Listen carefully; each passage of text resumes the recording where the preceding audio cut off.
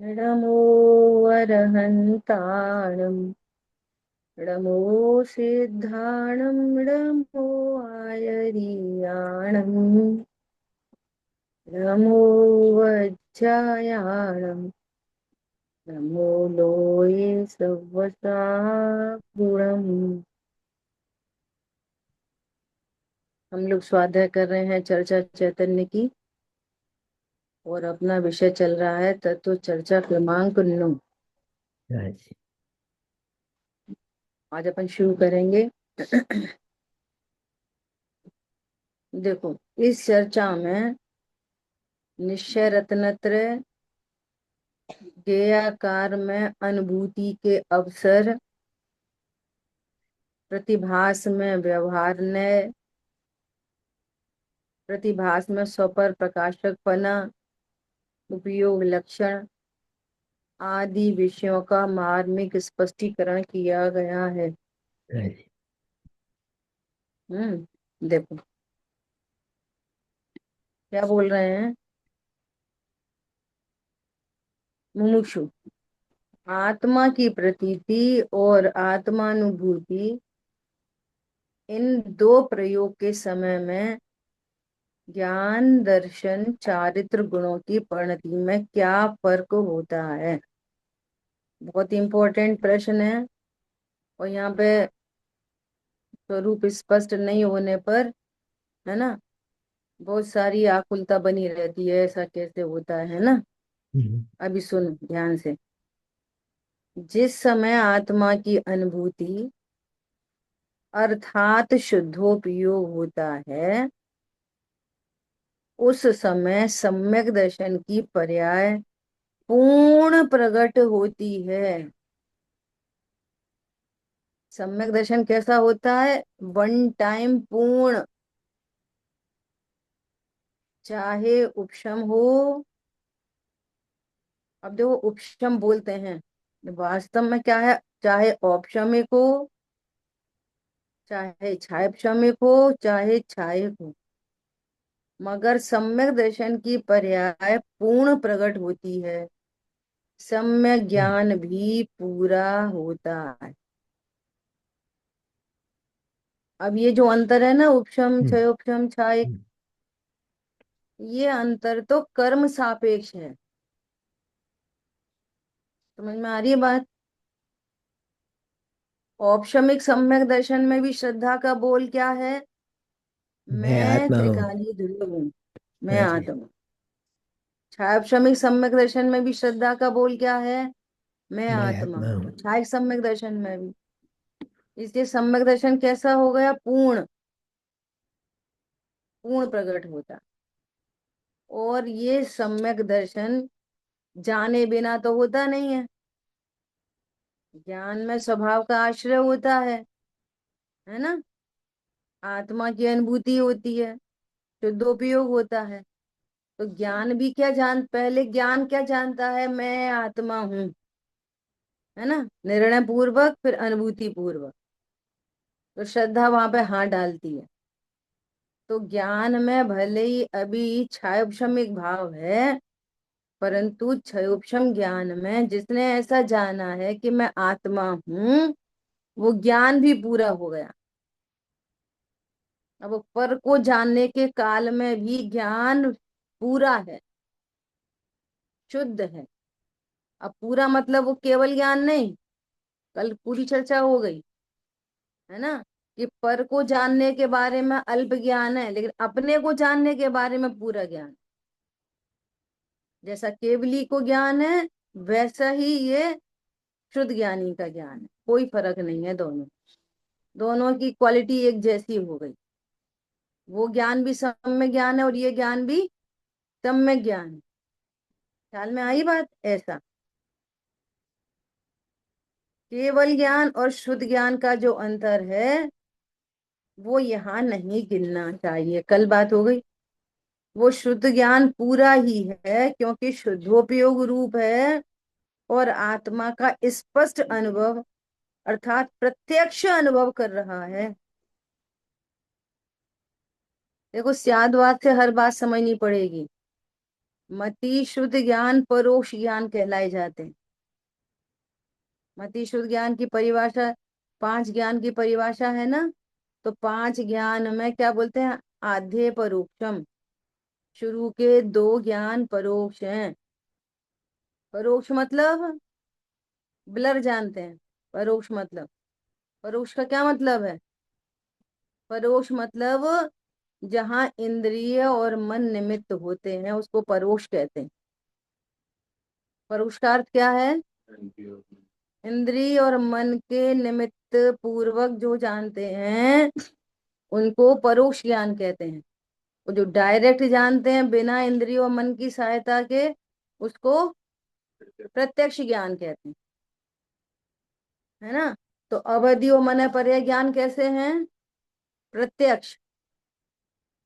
प्रत्यक्ष होते हुए भी ये कैसे हैं? देश प्रत्यक्ष हैं। कुछ ही जानते हैं, लेकिन सर्वज्ञ भगवान सर्व को जानते हैं, तो वो सकल प्रत्यक्ष है। ये देश प्रत्यक्ष है। समझ में आई बात? और मति शुद्ध ज्ञान कैसा है? परोक्ष। अब देखो, जिन शासन में सर्व था तो ये इस्तेमाल होता नहीं है।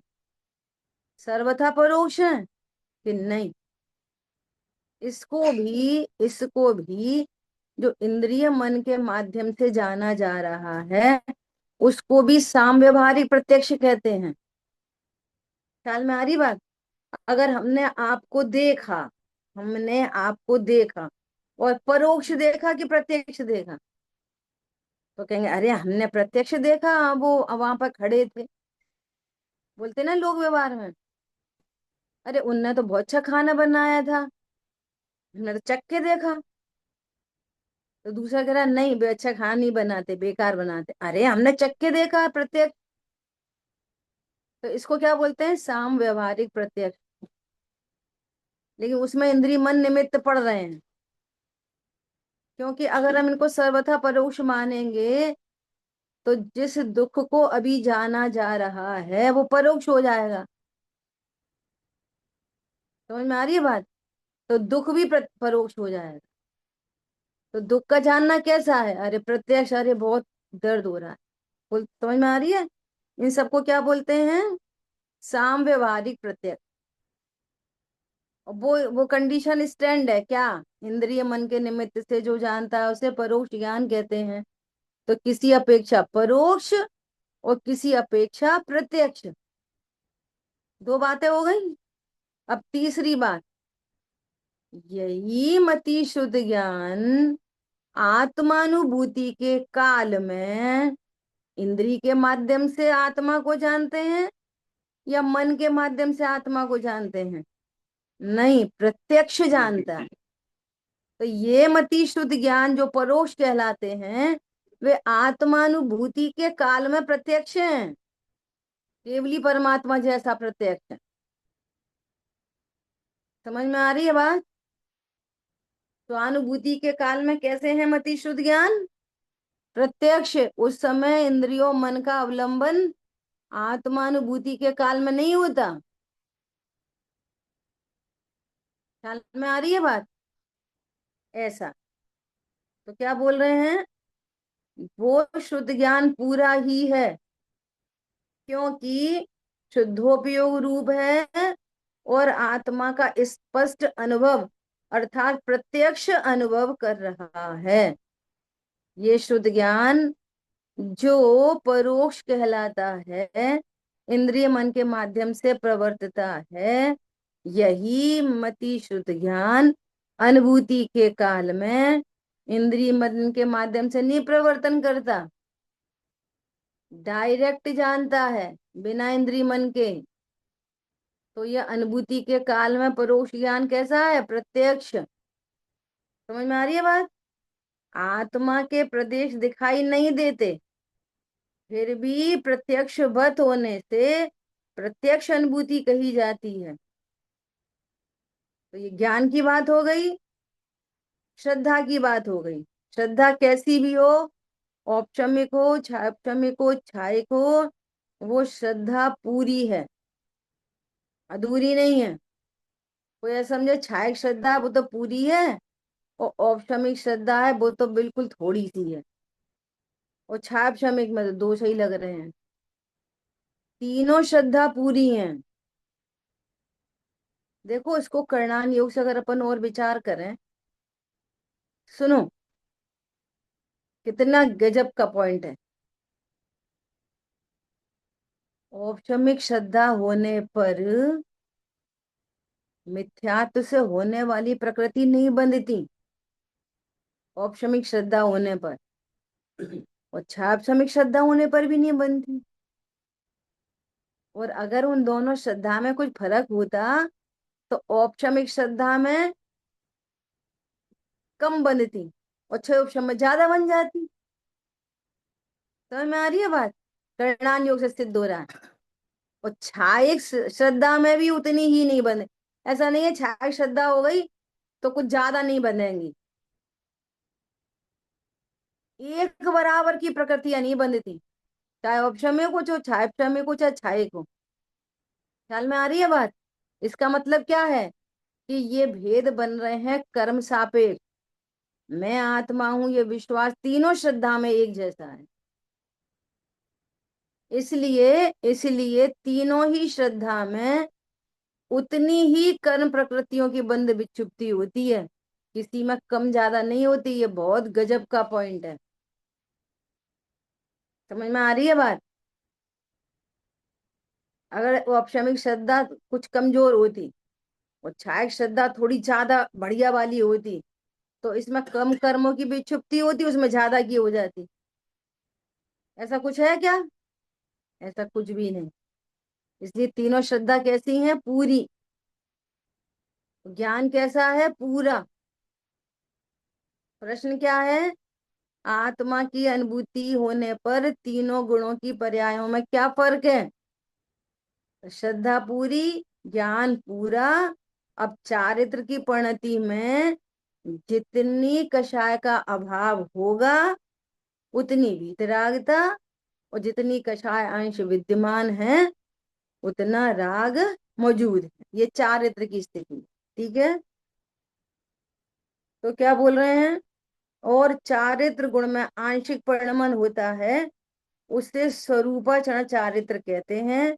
लेकिन वह चारित्र इतना अल्प होता है कि करणान योग उसको चारित्र नहीं गिनता, मात्र अध्यात्म उसे चारित्र गिनता है। करणान योग में भी चरणान योग में भी। चरणान योग में कहेंगे कहाँ है चारित्र, ये तो लड़ाई कर रहे हैं, इनको चारित्र कहाँ है, ये तो विषय भोग रहे, है ना? तो चरणान योग में और करणान योग में भी। करणान योग में क्यों नहीं कह रहे चारित्र? करणान योग में चौथे गुण स्थान वर्ती को चारित्र क्यों नहीं कह रहे? बोलो करणान योग से बोलो। क्योंकि जो अप्रत्याख्यानात्मक कषाय है वो अभी सर्वघाती विद्यमान है, इसलिए वो सर्वघाती प्रकृति है। तो जहां सर्वघाती प्रकृति है वहां चारित्र कहाँ है? ख्याल में आ रही है बात?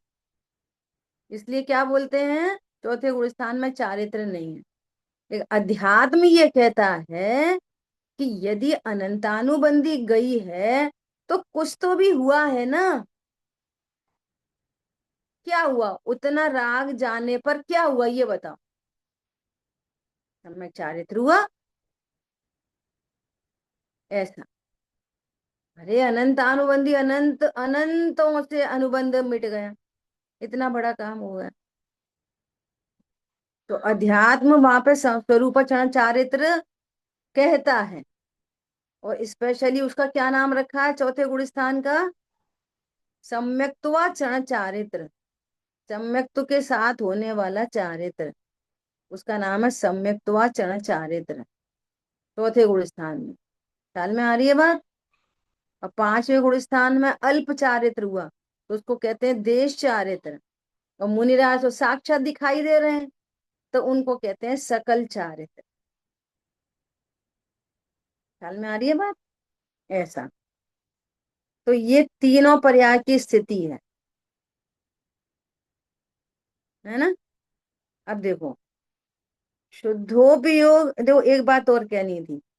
जो सम्यक्त्वाचरण चारित्र है वो भी स्वरूपाचरण है, जो देश चारित्र है वो भी स्वरूपाचरण है, और जो सकल चारित्र है वो भी स्वरूपाचरण चरण चारित्र है।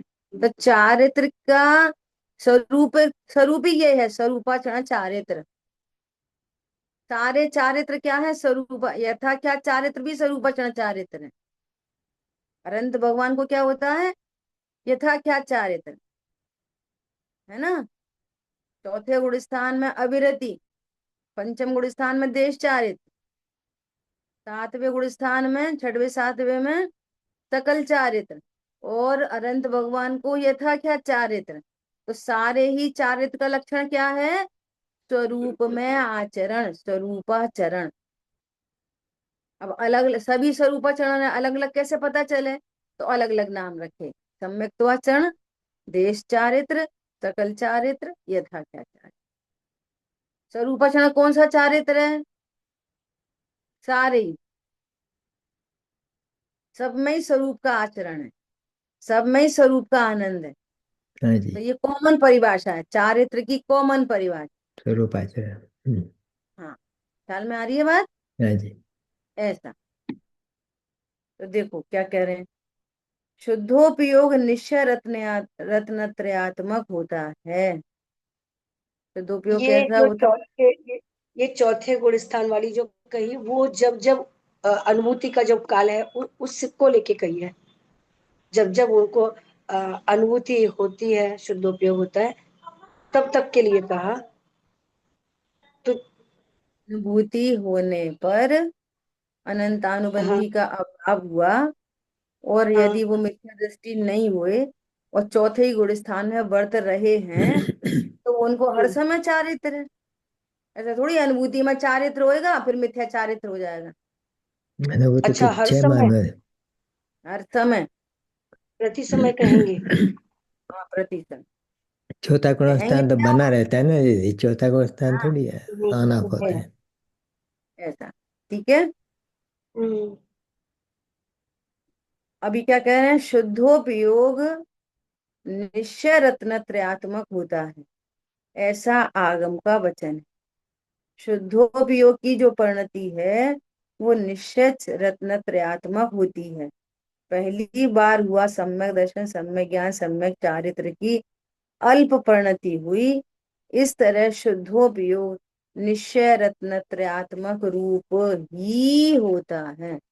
जहाँ शुद्धोपयोग हुआ तो सम्यक दर्शन ज्ञान चारित्र एक साथ प्रकट हो गए, है ना। मुझे एक शुद्ध बार फिर से बताना, ये श्रद्धा की अपेक्षा, चौथे गुण स्थान वाली श्रद्धा की अपेक्षा कह दी है, क्योंकि सम्यक तो आचार्य मतलब, क्योंकि स्वरूप में लीनता तो उनकी हर समय नहीं है, तो श्रद्धा की अपेक्षा से कह दी है क्या? थोड़ा सा समझना है। जो कोई जीव सम्यक दृष्टि हुआ तो उसकी श्रद्धा में क्या है कि मैं आत्मा। तो जो सम्यक दृष्टि होता है तो सम्यक ज्ञानी भी होता है। ऐसा तो होता नहीं है कोई अज्ञानी है और सम्यक दृष्टि है, ऐसा हो सकता है? अज्ञानी और सम्यक दृष्टि, सम्यक ज्ञानी होता है और सम्यक दृष्टि होता है। तो अब हमें जो ज्ञान पैदा सम्यक होता है। ज्ञानी और सम्यक दृष्टि हो गया तो उसकी चार की परिणति में क्या होएगा कि चारित्र भी सम्यक होएगा। तो चारित्र सम्यक कैसे होता है कि उसके अनंतानुबंधी का अभाव हो गया। तो अनंतानुबंधी राग द्वेष जो चल रहे थे तो मिथ्या तो था, अब मिथ्या तो गया, अनंतानुबंधी चली गई। तो अनंतानुबंधी चली जाने पर क्या हुआ कि सम्यक चारित्र प्रकट हुआ। कि कब हुआ कि हर समय उसका उठना बैठना खाना पीना चलना फिरना पूजा पाठ दया दान सबके भीतर क्या बराबर है? बराबर। अनंतानुबंधी बिल्कुल नहीं। तो उतना बिल्कुल चारित्र तो उन्हें प्रकट हो गया है कब? हो गया है, कि हर समय, हर चाहे समय। शुद्धोपयोग में होए और चाहे हम्म, शुद्धोपयोग में नहीं हो। हाँ, इससे अल्प है मतलब नहीं लेकिन है कि हर समय है। शुद्धोपयोग, हाँ, कि बराबर। शुद्धोपयोग के काल में सम्यक चारित्र है हम्म, और शुद्धोपयोग से छूटे तो गुणस्थान आया चौथा ध्यान ही में, है आया। और मिथ्या चारित्र हो गया अल्प है लेकिन सदैव है। हाँ हाँ, आया। सदैव। ठीक है, ऐसा। ध्यान आया। अभी देखो क्या बोल करेक्ट। रहे हैं, शुद्धोपयोग ज्ञान की पर्याय है। शुद्धोपयोग किसकी पर्याय है? जो ज्ञान अपने को शुद्ध स्वरूप जानता है, उस ज्ञान को क्या कहते हैं? शुद्धोपयोग। वो ज्ञान की पर्याय कहाँ कहाँ लक्ष्य करी है? शुद्ध आत्मा में, तो उसको बोलते हैं शुद्धोपयोग। जो जिस ज्ञान का लक्ष्य अशुभ भाव उत्पन्न हुआ। देखो, अशुभ भाव किसकी पर्याय है? चारित्र की पर्याय। शुभ भाव किसकी पर्याय है? चारित्र की पर्याय, है ना। और वीतराग परिणति किसकी पर्याय है? चारित्र की पर्याय। अब उपयोग में लक्ष्य किसका हुआ? पाप का, अशुभ का। तो है तो वो ज्ञान की पर्याय, पर चारित्र की तरफ से उपचार करके क्या बोलते हैं? अशुभ उपयोग। अब जो ज्ञान देवशा गुरु में संलग्न है, तो क्या बोलेंगे? शुभ उपयोग। उपयोग तो उपयोग है, उपयोग थोड़ी शुभ अशुभ शुद्ध होता है। तो चारित्र की तरफ से ये उपचरित कथन है। ऐसे ही जो उपयोग अपने को शुद्ध स्वरूप जानता है, उस उपयोग को क्या बोलते हैं? शुद्धोपयोग। तो ये ज्ञान की पर्याय है। लेकिन उस समय तीनों की उत्पत्ति होती है, अकेला शुद्धोपयोग नहीं होता। शुद्धोपयोग मतलब सम्यक ज्ञान भी, सम्यक दर्शन भी, सम्यक चारित्र भी, है ना। उस समय तीनों की उत्पत्ति होती है। फिर सम्यक दर्शन रहता है, ज्ञान भी रहता है। यदि ज्ञान बाह्य पदार्थों में चला जाता है, तो उसे व्यवहार ज्ञान कहते हैं। क्या बोला? जैसे बार बार बोल रही ना ये, कि जब अनुभूति होगी तभी तो शुद्धोपयोग होगा, तभी तो। क्या बोल रहे हैं? अब अनुभूति छूट गई, अब ज्ञान में आत्मा का लक्ष्य नहीं है, आत्मा का लक्ष्य छूट गया। अब किधर आ गया? पर लक्ष्य में। देव गुरु का लक्ष्य हो गया। अरे पत्नी बच्चों का लक्ष्य भी हो जाए, तो भी वो ज्ञान क्या जानता है? कि ये पर हैं और मैं आत्मा हूं। इसलिए वो सम्यक ज्ञान बना रहता है। पर लक्ष्य होने पर भी सम्यक दर्शन बना रहता है, पर लक्ष्य होने पर भी सम्यक चारित्र बना रहता है। समझ में आ रही है बात? तो क्या बोल रहे हैं? शुद्धोपयोग, स्वसंवेदन, निर्विकल्प समाधि, निर्विकल अनुभूति, ये निश्चय सम्य ज्ञान है। और चारित्र में जो लीनता स्थिरता है, उसका नाम स्वरूपाचरण चारित्र कहलाता है। इतना क्लियर? ठीक है। तो ज्ञान में केवल शुद्धोपयोग ही आता है, दूसरा उपयोग हाँ, चारित्र में लगता है। हाँ। शुभ अशुभ उपयोग चारित्र में। चारित्र की पंक्ति की तरफ हाँ, से उपयोग पर उपचार है। उपयोग अशुभ नहीं होता, उपयोग शुभ नहीं होता, है ना। उपयोग वीतराग नहीं होता, उपयोग तो उपयोग रहता है। अब उपयोग में अशुभ, तो अशुभ उपयोग। उपयोग में शुभ, तो शुभ उपयोग। उपयोग में शुद्ध, तो शुद्ध उपयोग। अब यही उपयोग, अब आत्मा का लक्ष्य छूट कर, अब हर समय तो आत्मा का लक्ष्य होता नहीं है छदमस्त को। हर समय आत्मा का लक्ष्य तो केवल ज्ञानी परमात्मा को होता है ना। छठवें सातवें में बार बार छठवा, बार बार सातवां, फिर छठवें में आते हैं पर लक्ष्य हो जाता है। तो पर लक्ष्य होता है तो मिथ्या दृष्टि थोड़ी हो जाते हैं पर लक्ष्य होते से ही। पर लक्ष्य होने पर जितनी कषाय मिट्टी है, एक कषाय मिट्टी, दो मिट्टी की, तीन मिट्टी, उतनी वीतरागता सतत चलती रहती है। समझ में आई बात? तो उपयोग में लक्ष्य हो गया पर का। तो पर लक्ष्य होते से ऐसा निमित्त नैमित्तिक संबंध है कि ज्ञान में पर लक्ष्य होने पर चारित्र की परिणति में तुरंत राग उत्पन्न होएगा एट अ टाइम। लेकिन श्रद्धा की पर्याय हिलेगी नहीं। समझ में आई? वो तो बस अब ऐसा ही बोलती रहेगी, क्या मैं तो क्या है। उपयोग में पर लक्ष्य, पर लक्ष्य होने पर वो ज्ञान क्या बोलता है? अरे मेरी पत्नी। उपयोग में पर लक्ष्य होते से क्या बोलेगा? मेरी पत्नी। और श्रद्धा क्या बोलेगी? मैं आत्मा।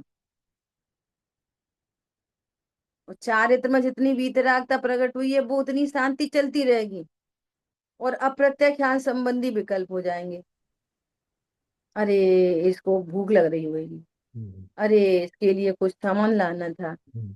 समझ में आ रही है? हाँ जी, बहुत ऐसे सुंदर है। विकल्प ये ऐसा डिटेल्स हमको पता नहीं थे पहले, इतना खुलासा। ऐसा जब जब ज्ञान में परिलक्ष्य होता है, सेम टाइम राग उत्पन्न होता है। ये आपस में ज्ञान की पर्याय चारित्र की पर्याय में निमित्त नैमित्तिक संबंध है दोनों में। यदि राग की तरफ से बोलेंगे राग उत्पन्न हुआ, तो वो उपयोग आत्मा से छूट के राग का ही उसमें गेयाकार बनेगा। समझ में आ रही है? ऐसा दोनों साइड से ऐसा निमित्त नैमित्तिक संबंध है। लेकिन श्रद्धा में, परलक्ष्य होने पर श्रद्धा में कुछ नहीं होता। उसकी तो एक आवाज, अनंत काल के लिए एक आवाज। इसलिए मोक्ष मार्ग चालू रहता है। पर लक्ष्य होने पर पत्नी का ध्यान, बच्चे का ध्यान, दया का परिणाम, दान का परिणाम, कुछ भी परिणाम हो, मोक्ष मार्ग चलता रहता है। किसके बल पे? इधर तो तीव्र कषाय उत्पन्न हो रही है और मोक्ष मार्ग चालू है, श्रद्धा के बल पे। श्रद्धा के बल। वो श्रद्धा नहीं हिलती, उसके लिए विकल्प भी नहीं करना पड़ता। हम्म। जैसे मिथ्या श्रद्धा निर्विकल्प होती है ना। हम्म। अभी हम लोग विकल्प करके किसी को विचार आता है क्या? अरे हाँ मैं तो स्त्री हूँ, हाँ मैं तो पुरुष हूँ। थोड़ी देर बैठ के तो विकल्प करो, नहीं तो फिर कुछ समझने लग जा, अरे मैं कहीं तो बिल्ली तो नहीं मैं। इसलिए अपन तो ध्यान करो, मैं स्त्री हूँ, स्त्री हूँ, स्त्री स्त्री स्त्री, ऐसा ध्यान करना पड़ता है स्त्री के लिए। वो निर्विकल्प बहता है ना। ऐसे ही स्वरूप की सच्ची समझ होने के बाद श्रद्धा निर्विकल्प बहती है, मैं आत्मा हूं। बोले कुछ भी, अब जो बोलना चालना हो रहा है ना, उठना बैठना आदि आदि जो बाहर से इंद्रिय ज्ञान से दिख रहे हैं, है ना, वो सब नए है। अब ज्ञान नयों से प्रवर्तमान है और व्यवहार न चल रहा है उसको। क्यों व्यवहार न क्यों है? कि निश्चय का पता है। ज्ञान स्व को स्व, पर को पर। बोलेगा मेरी पत्नी हो, जानेगा पर।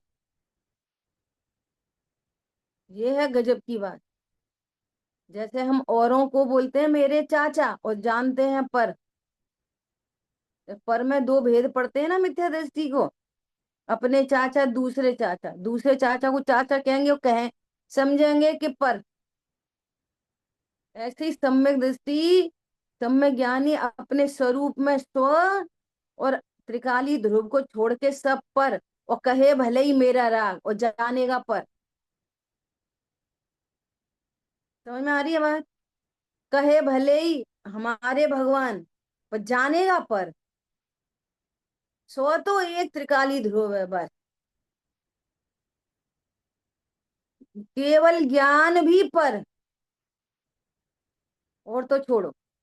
पूर्ण वीतरागता भी पर, अनंत सुख भी पर, त्रिकाली ध्रुव में।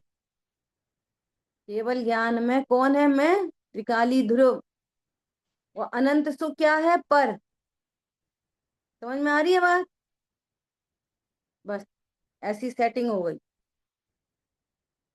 तो अभी क्या कह रहे हैं? करणान योग उसको नहीं गिनता, लेकिन अध्यात्म में उसकी पूरी गिनती होती है, क्योंकि अनंतानुबंधी कषाय चली गई ना। देखो कितना स्पष्ट। अनंतानुबंधी कषाय चारित्र गुण की मिथ्या पर्याय है। उसके जाने पर अल्प वीतरागता अवश्य प्रकट होती है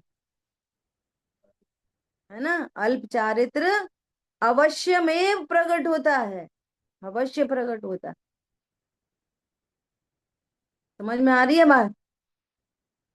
ऐसा, क्योंकि स्थिरता न हो, स्थिरता ही न हो आत्मा में, तो आनंद नहीं होगा। आप विचार करो बहुत गंभीरता से। ये लोग समझते नहीं है ना, उपयोग लगा के पढ़ते भी नहीं है, समझते भी नहीं है, तो कुछ बोलते रहेंगे बस। उन्हें कुछ भी बोलना है, लड़ना है, झगड़ना है, कुछ नहीं करना। देखो एक और गजब की बात है, यहाँ पे लिखा होगा कि आगे मिलेगा। एक और बहुत गजब की बात सुनो।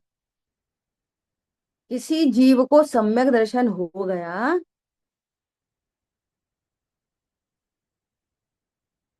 तो इसकी प्रसिद्धि काय से होगी?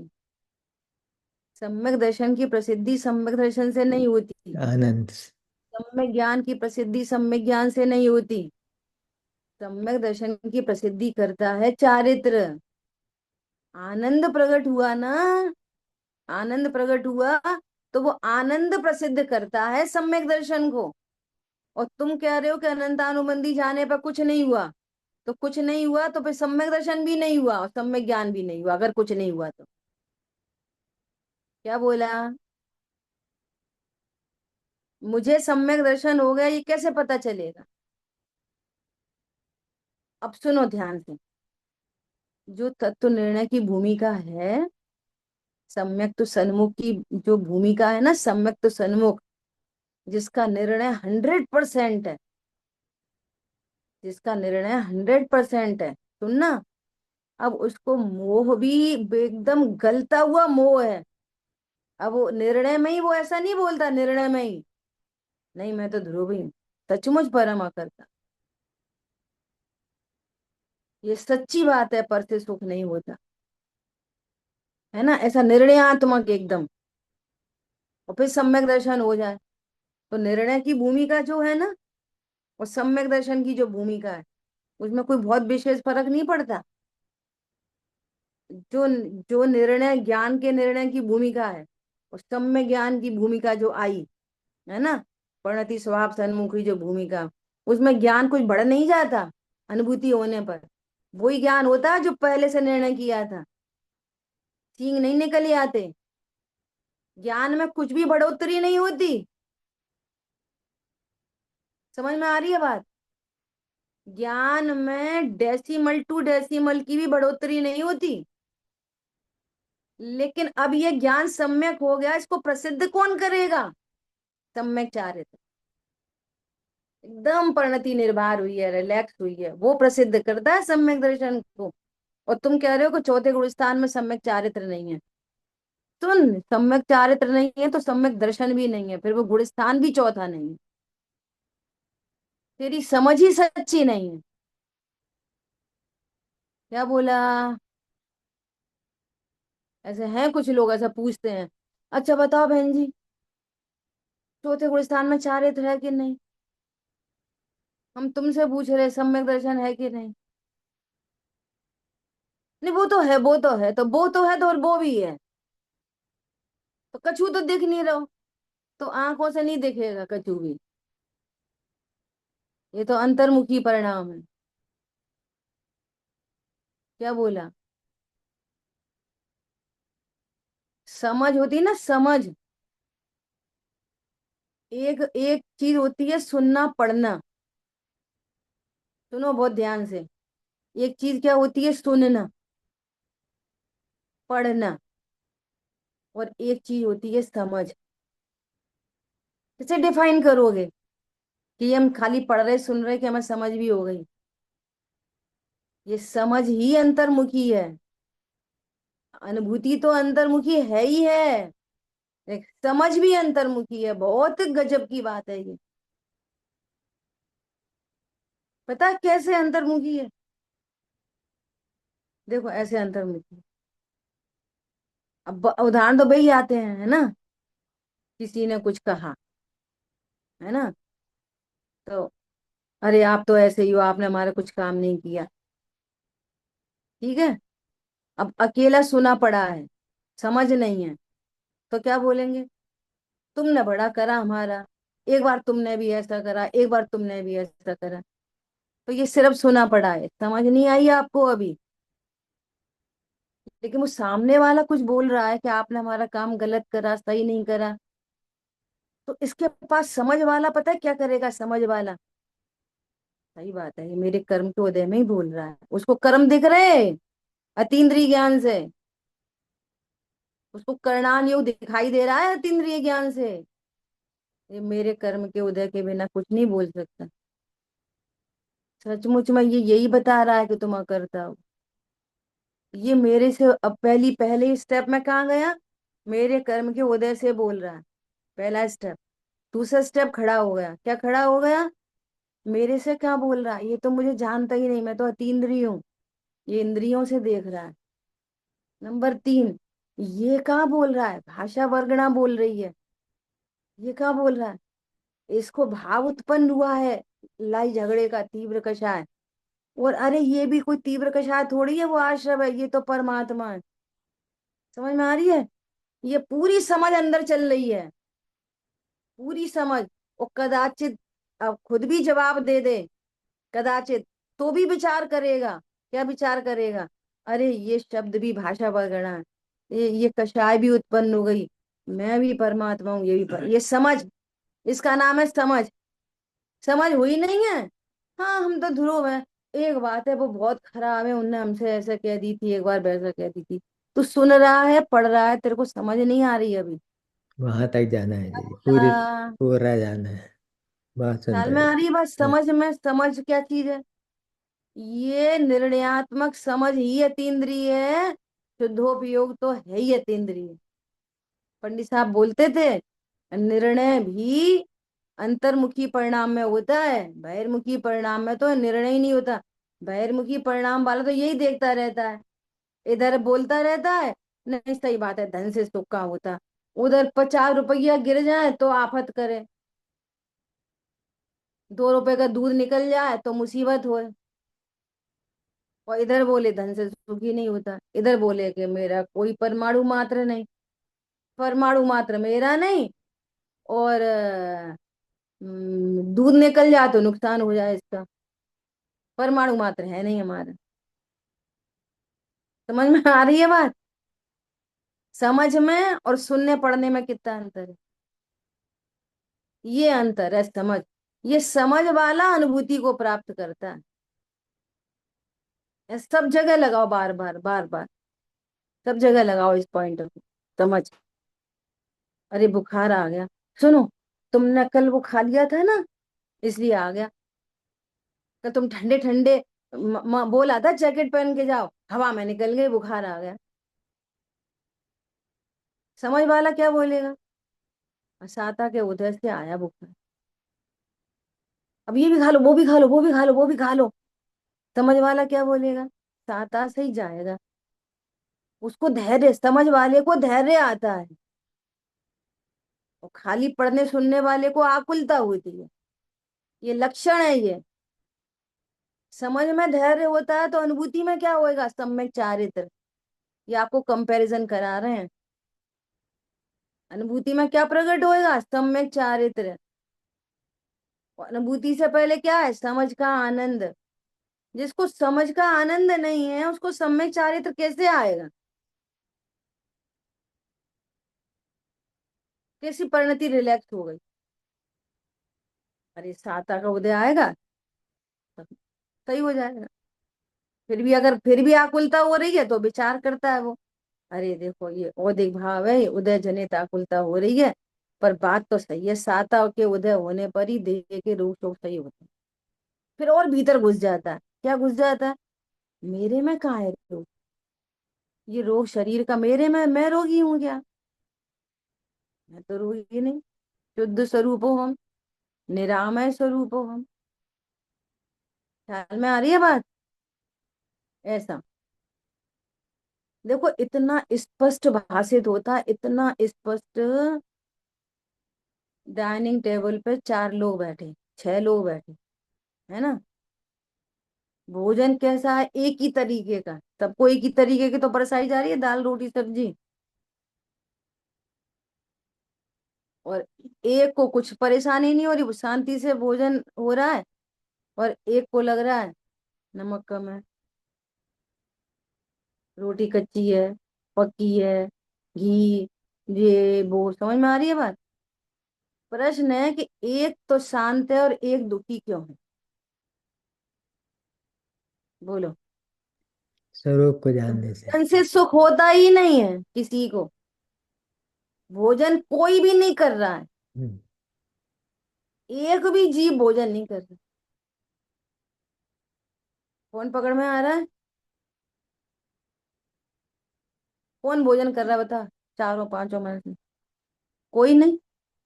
फिर हो क्या रहा है, ये चक्कर क्या पड़ रहा है, चक्कर क्या पड़ रहा है। देखो, जिब्या इंद्री पर रसगुल्ला गया चारों के, तो ज्ञान तो सबको एक जैसा होगा रसगुल्ला का, एक जैसा।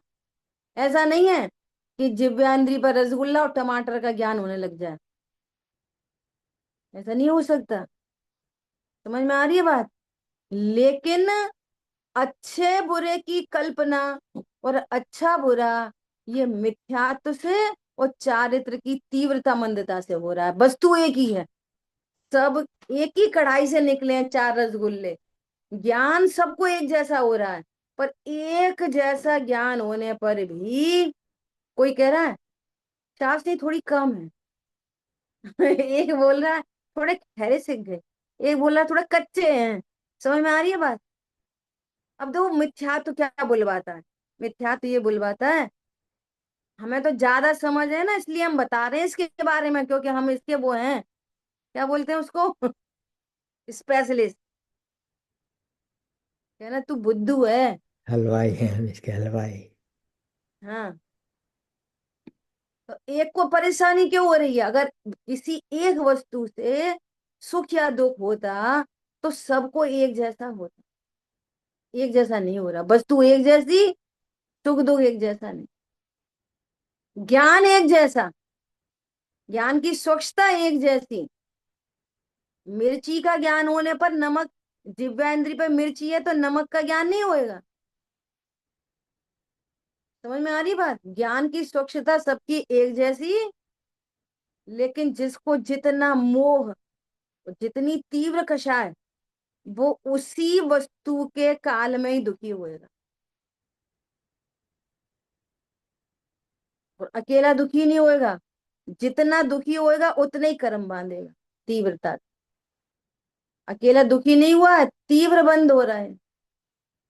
एक तो त्रिकाली ध्रुव भगवान की विराधना, खाया कुछ है नहीं, द्रव्य गुण पर्याय में कुछ आया नहीं, फालतू ही की मारा मारी। ऐसा स्वरूप समझने पर कषाय मिटती है ना। तो ज्ञान तो पूरा होता है, लेकिन कषाय मंद होने से वो नमक कम ज्यादा, मिर्ची कम ज्यादा, घी कम ज्यादा, उसका लक्ष्य नहीं जाता उधर। समझ में आ रही है बात। उसमें बहुत कल्पनाएं नहीं होती, अनंतानुबंधी चली गई है, तो कषाय की जाति मिट गई है।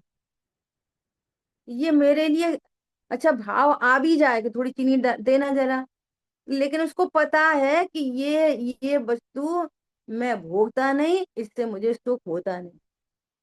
और चीनी डाल दो ना उसमें तो भी सुखी नहीं होता। फिर एक इच्छा पूरी होती दूसरी निकली आती है, अरे थोड़ा नींबू और डालो। अब उसको ये नहीं पता कि यहाँ से हटके इधर फिर आँख उल्टा, फिर बंद, फिर वहां से हटके फिर आँख उल्टा फिर बंद, फिर आँख उल्टा फिर बंद, फिर आँख उल्टा फिर बंद, और मेरे में हो जा कुछ नहीं रहा। समझ में आ रही है बात। ये समझ डेवलप हो, समझ, ऐसा ऐसा पूरा ख्याल में आता है। देखो वस्तु एक जैसी, और एक जैसी वस्तु होने पर किसी किसी को मंद कषाय से ठीक लग रहा है और किसी को अठीक लग रहा है। वस्तु एक जैसी है, तो ये फर्क क्यों पड़ रहा है। खा कोई नहीं रहा, एक भी जीव नहीं खा रहा, और वो ज्ञान में जो गेयकार बन रहे हैं उससे लड़ाई चल रही है फालतू की। और पूरी थाली रोटी दाल सब्जी पूरी कचौड़ी रसगुल्ला मलाई सब बाहर, द्रव्य गुण पर्याय के बाहर। ऐसा लगता नहीं है कैसा पागलपन सा है ये, फालतू गई एकदम। बोलो विचार करो। अब क्या करेंगे, अब क्या करेंगे, अब उल्ट काम करेंगे। ये सब सुनने के बाद उल्टा काम क्या होएगा। सही बात है, अपन तो चुपचाप खा लेंगे, बोलेंगे नहीं, मांगेंगे नहीं, इस डायरेक्शन में चले जाएंगे। ये नहीं समझेंगे, खाता ही नहीं। हाँ, इधर नहीं जाते। ज्ञान श्रद्धा चार की का फंक्शन नहीं देख रहे, उनकी क्या क्या फंक्शन है उनका, काम क्या है, वो नहीं चेकआउट कर रहे। ठीक है भैया, अपन तो चुपचाप खा लें। चुपचाप नहीं खाओ, ये देखो खाते कि नहीं खाते, ये देखो इससे सुख हुआ कि नहीं हुआ। अभी थाली पूरी नहीं होती। अभी बस वो आखिरी चल रहा है और पानी चल रहा है। और अगर अभी सुख हो गया होता तो अभी अभी हाथ धोए कि दूसरी कछार पैदा हो। तो बताओ यहाँ सुख कहाँ हो? नहीं हुआ ना। 5 मिनट का भी सुख नहीं हुआ। 5 मिनट का, 5 मिनट तो बहुत बड़ी होती है कि भैया हम थोड़ी देर के लिए, चलो थोड़ी देर शांति मिली, दूसरी कछार, दूसरा लक्ष्य, फिर तीसरी कछार, चौथी कछार। ये निर्णय करना चाहिए, इनसे सुख नहीं होता। भले ही अभी क्षुधा हो, भूख का भाव उत्पन्न हो तो भोजन याद आएगा, लेकिन भोजन से पहले आत्मा याद आती है। क्या याद आती है? समझ से आत्मा याद आती है कि ये मेरा कारण नहीं। समझ में आ रही है बात? इसलिए समझ का स्तर बढ़ाना चाहिए। समझ नहीं बढ़ाते, उधर ही कम ज्यादा करते रहते, अब बोलेंगे नहीं, अब खाएंगे नहीं, कम करेंगे, ज्यादा करेंगे, वैसा करेंगे, ऐसा करेंगे। ये बड़ी बात है। ठीक है, से चर्चा बना ली। जिनवाणी के ज्ञान से सूझे लो, तो वाणी मस्तक नहीं सदा लेकिन दो। बोलिए द्वाशांग मई जिनवाणी माता की जय। जय जिनेंद्र सभी को। जय जिनेंद्र। जय जिनेन्द्र।